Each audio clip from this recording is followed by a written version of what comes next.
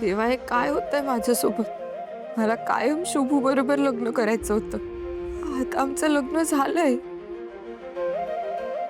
तर नियतीने हा काय खेळ मांडलाय?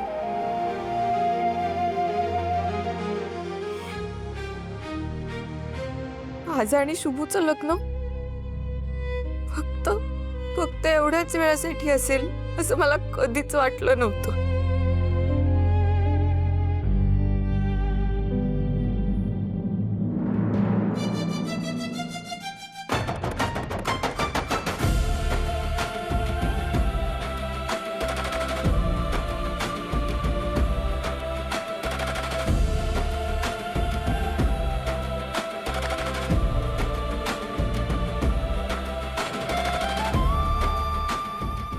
मला माफ कर शुभ.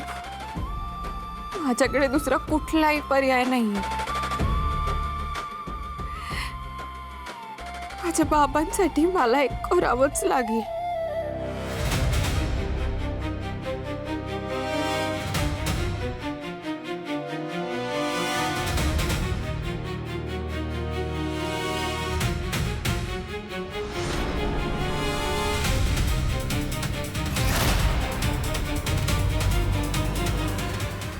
श्रावणी थांब.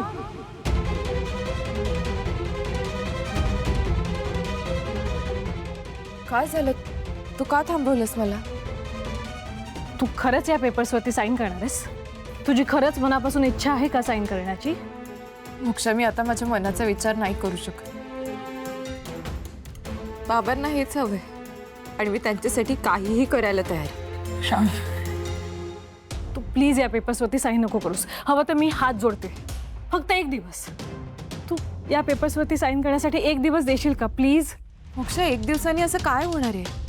श्रावणी, अगं शुभूने जे काय केलं त्याच्यामागे काहीतरी विचार असणार आहे, काहीतरी कारण असणार. तुम्ही सगळे मिळून त्याला गुन्हेगार ठरवून जी शिक्षा द्यायला निघालात ना, ते चुकीचं आहे. पण मला कळतच नाही, एक दिवस थांबून असं काय होणार आहे? मला नाण्याची दुसरी बाजू समजून घेण्याची फक्त एक संधी हवी. श्रावणी, अगं शुभूने स्वतःचा जीव धोक्यात घालून हे सगळं का केलं ह्याचं कारण शोधायचंय मला. फक्त एक दिवस दे, एक दिवस प्लीज, माझ्यासाठी. ठीक आहे. शिरीष काकांच्या वेळेला तू खूप मदत केली होतीस माझी. तुझ्यासाठी मी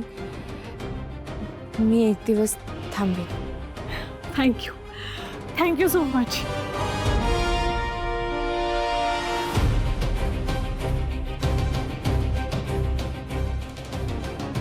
शुभूने जे केलं त्यामागचं पूर्ण सत्य मला जाणून घ्यावंच लागेल. शुभूबद्दलचा गैरसमज दूर करून त्याला न्याय मिळवून दिल्याशिवाय आता मी गप्प बसणार नाही.